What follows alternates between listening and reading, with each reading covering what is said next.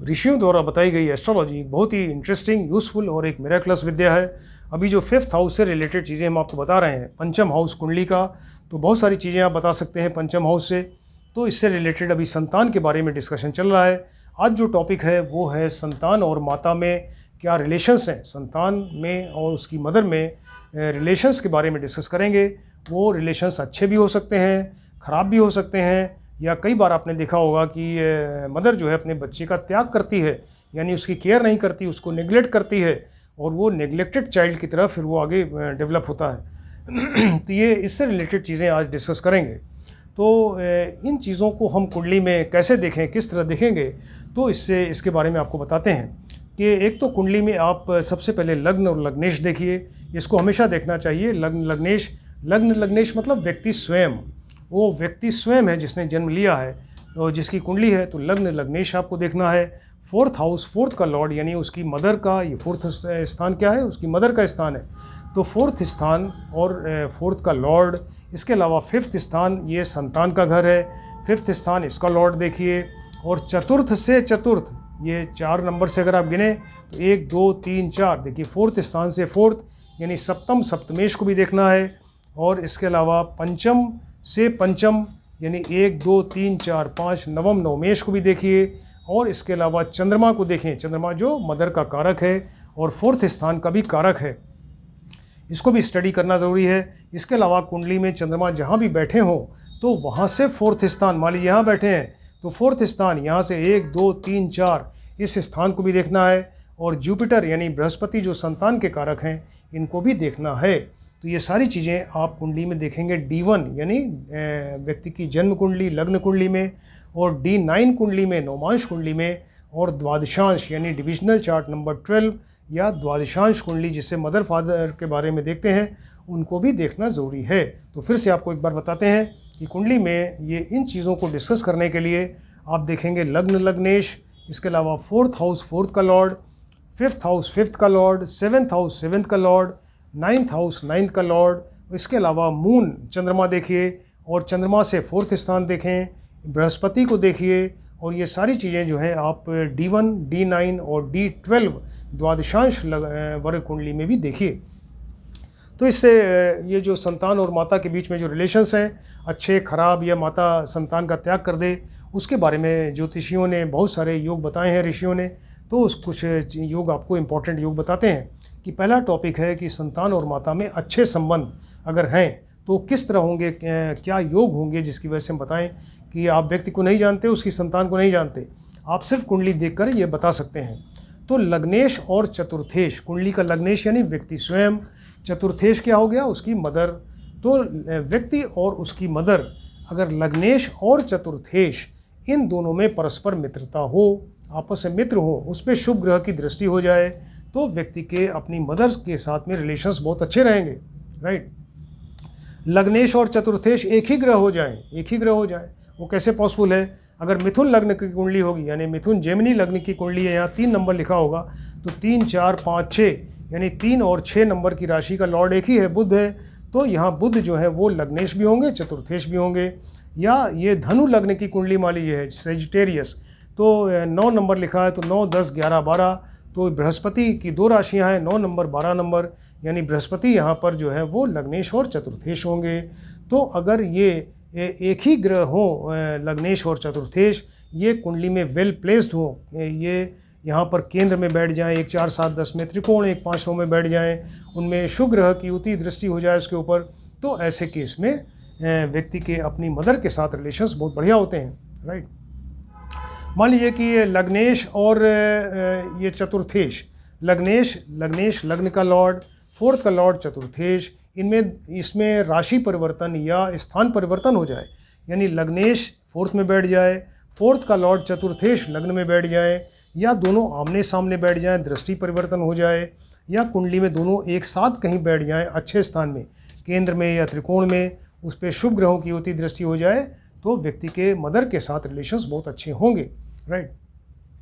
कुंडली का 4th स्थान देखिए, चतुर्थ स्थान जो है, इसमें मान लीजिए चतुर्थेश ही बैठ गया, ये 4th का लॉर्ड चतुर्थेश ही बैठ गया, और इस पर शुभ ग्रह की युति दृष्टि हो जाए, और जो इसका कारक ग्रह चंद्रमा है वो लग्न में बैठ जाए, तो ऐसे केस में मदर के साथ रिलेशंस बहुत अच्छे होंगे। राइट।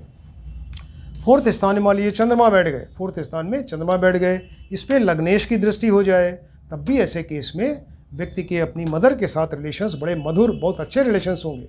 राइट। फोर्थ स्थान में फोर्थ स्थान है, चतुर्थेश है, फोर्थ का लॉर्ड है, और चंद्रमा, तीनों पे शुभ ग्रहों की युति दृष्टि हो जाए। राइट। फिर से बताते हैं, फोर्थ स्थान, चतुर्थेश यानी इसका लॉर्ड, और चंद्रमा जो इसका कारक ग्रह है या मदर का कारक ग्रह है, तीनों पे कुंडली में शुभ ग्रह की युति दृष्टि होगी, तो ऐसे केस में मदर और उसकी संतान में रिलेशंस बहुत अच्छे होंगे।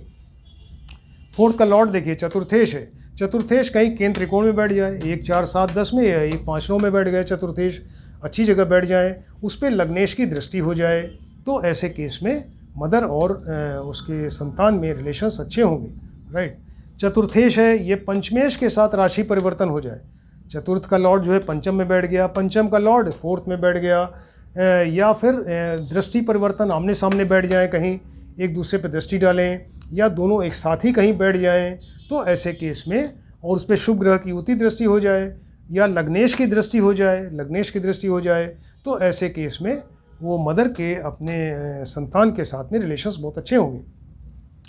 कुंडली में कहीं भी मंगल और गुरु का संबंध हो, किसी भी तरह का संबंध हो, एक दूसरे पर दृष्टि डालें, साथ बैठ जाएं, राशि परिवर्तन हो जाए, तो मंगल और गुरु में जब रिलेशंस अच्छा होगा और वो केंद्र में या त्रिकोण में होंगे, तो ऐसे केस में वो मदर का अपने बच्चे के साथ रिलेशंस बहुत अच्छा होगा। राइट। चंद्रमा जो फोर्थ का कारक, मदर का कारक है, मान लीजिए केंद्र में बैठ गया और उस पर लग्नेश की दृष्टि हो गई, चंद्रमा केंद्र में कहीं बैठ जाए 1 4 7 10 में, उस पर लग्नेश लग्न के लॉर्ड की दृष्टि हो जाएगी, तो मदर के साथ व्यक्ति के रिलेशंस बहुत अच्छे होंगे।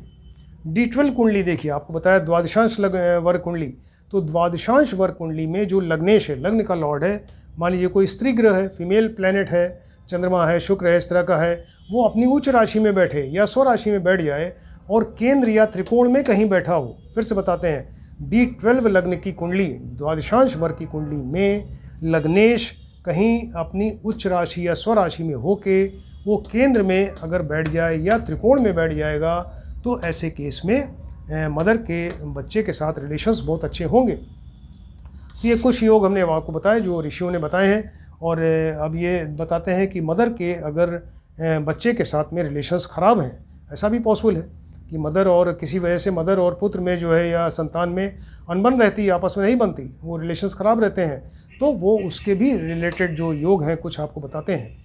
कि एक तो लग्नेश, कुंडली में लग्नेश और चतुर्थेश, देखिए लग्नेश व्यक्ति स्वयं हो गया, चतुर्थेश उसकी मदर हो गई, तो लग्नेश और चतुर्थेश जो है ये परस्पर शत्रु हों, आपस में एनिमी हो, इनमें मित्रता न हो, उस पर अशुभ ग्रह की युति दृष्टि हो जाए, तो ऐसे केस में मदर के संतान के साथ में रिलेशंस ख़राब होते हैं।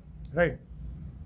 मान लीजिए फोर्थ स्थान जो मदर का स्थान में, इसमें चंद्रमा बैठे और साथ में राहु भी बैठ जाए, ये फोर्थ स्थान जो मदर का स्थान है बहुत ही सॉफ्ट स्थान है, मन है, इंसान की फीलिंग्स है, मानसिक शांति है, और इसी में अगर चंद्रमा बैठ गए यानी मदर बैठ गई और साथ में राहु भी बैठ गया, तो उसने तो फिर वो राहु चंद्रमा के ऊपर ग्रहण लगा दिया, राहु से ग्रहण लगता है, और ऐसे केस में वो राहु इतने पापी और क्रूर गए हैं, तो ये इसको मदर के रिलेशंस को ख़राब कर देंगे यहाँ पे बैठ के। राइट। इस तरह से है। मान लीजिए कि फोर्थ हाउस में लग्नेश हो, फोर्थ हाउस में यहाँ लग्न का लॉर्ड फोर्थ हाउस में आके बैठ गया और इसके ऊपर राहु शनि की दृष्टि पड़ जाए, तब भी उस केस में ये मदर और उसकी संतान में रिलेशंस ख़राब हो जाएंगे। चतुर्थ स्थान देखिए, चतुर्थ स्थान का जो लॉर्ड है चतुर्थेश है, मान लीजिए चतुर्थेश जो फोर्थ का लॉर्ड है ये कहीं 6 8 12 में बैठ जाए। राइट। 6 8 12 बैठ गया, उस पर पाप ग्रह की युति या दृष्टि हो जाए, तब भी मदर का अपने बच्चे के साथ रिलेशंस फिर अच्छा नहीं रहेगा। राइट। फोर्थ का लॉर्ड जो है अपनी नीच राशि में कहीं बैठ जाए, फोर्थ का लॉर्ड जो है वो फोर्थ का लॉर्ड लग्न में ही मान लीजिए बैठ जाए या कुंडली में कहीं भी बैठ जाए, उस पर लग्नेश की दृष्टि हो जाए, तो ऐसे केस में व्यक्ति के अपनी मदर के साथ रिलेशंस बहुत ख़राब होंगे।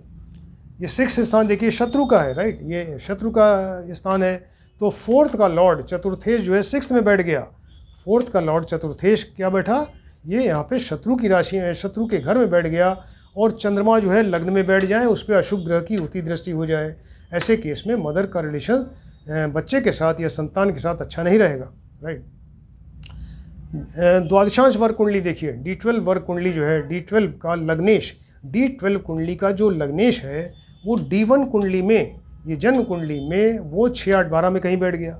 D12 कुंडली का लग्नेश यहाँ D1 कुंडली में 6, 8, 12 में कहीं बैठ गया, राइट। और इसके अलावा उस पर अशुभ ग्रह की उती दृष्टि हो जाए तो मदर के उसकी संतान के साथ रिलेशंस अच्छा नहीं रहेगा, राइट।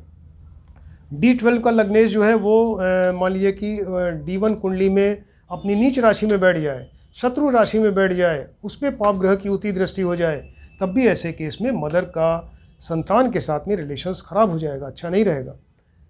तो ये इससे रिलेटेड जो मदर और संतान में ख़राब रिलेशंस, इससे रिलेटेड जो कुछ योग ऋषियों ने बताए हैं, हमने आपको बताए।